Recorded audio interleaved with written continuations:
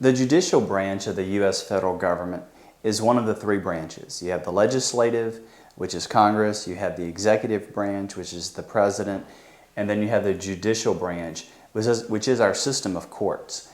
And the highest court in our land is which court? The Supreme Court. The Supreme Court. And where does the Supreme Court meet? In Washington, D.C. In the Supreme Court building. It was a trick question. Okay. And they have a bunch of steps out in front, and it looks something like this. See, we'll get a roof there. Keep the rain off their heads. How many Supreme Court justices are there? There's 9. 9 Supreme Court justices. And who appoints them? The president? The president. The president makes the nominations, and then Congress has to vote to approve them. And how long do they serve? How long do Supreme Court justices and all federal judges serve? Don't they serve for life? They do. They serve for life. So they can choose to retire, and a lot of times they'll choose to retire at a time when a president of the same party that appointed them is in power, to kind of preserve the balance of power, if you will, between parties on the Supreme Court. And sometimes they may die in office, in which case the current president would appoint them. Now, aside from the Supreme Court, below that, there are courts of appeals. And there's one court of appeals for each judicial circuit in the country. Now, how many of those are there? 13? There are 13. So there's 13 courts of appeal that feed cases into the Supreme Court. Now, underneath Court of Appeals, the lower level are district courts. And how many district courts are there in the country? Like 94. 94. Very good. There's 94 district courts. And so cases that are heard at this level, some of them are appealed to this level, and some of those are appealed to this level. Now, how many cases do you think the Supreme Court are put to the Supreme Court, and where the Supreme Court is asked to hear these cases in a year? How many laws? A couple hundred? 4,500 are presented to the Supreme Court. But they don't hear 4,500. They only hear about 200 a year. And so there aren't that many cases that are heard by the Supreme Court relative to the demand. But they choose cases that are benchmark cases that would kind of explain possibly a controversial area of law. And each of their verdicts is closely watched because it trickled down and affects opinions at all of the different levels. Now, when you think of the judicial branch, you think, well, what do they do? Because Congress makes the law, the president enforces the law.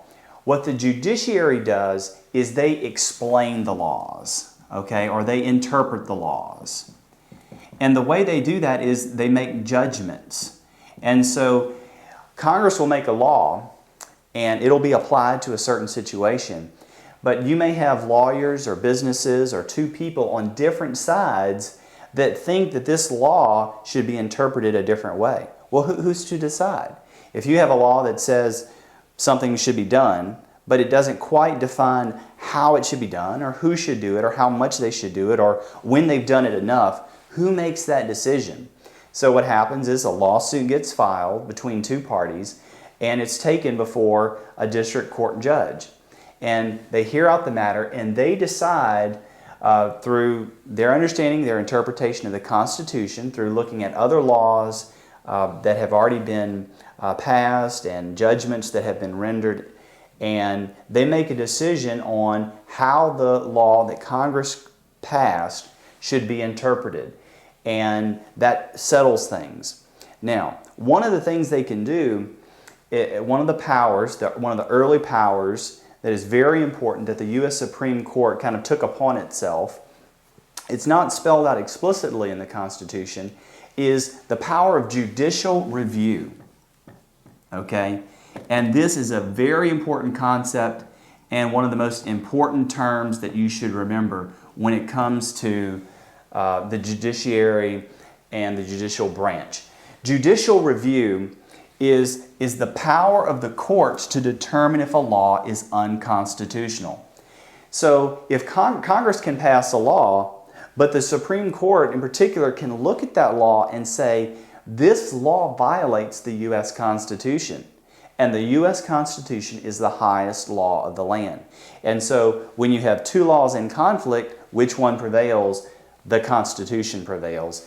And the Supreme Court is there to make sure that Congress doesn't pass laws that are unconstitutional. And if there's a question of, is this law constitutional, the Supreme Court makes the decision. And effectively, whatever they decide is supposed to be the correct answer on the constitutionality of a given law. And this is a very important power. It helps curb the power of the legislative branch to make laws. And so if Congress goes out there and makes just a wild, crazy law, the court system can rein that in and keep it from taking over and dominating our constitutional system that we have. And so it's an important part of the three branches. It's to protect our liberties and make sure that Congress or the President don't trample roughshod over them. Some of the judgments can be controversial, and people can say that a judge abuses their power. But the intent of the Constitution was to divide the powers and to make it where each side had a different strength and it would be balanced across the board. And so this is the Judicial Branch, and they explain the laws that Congress makes.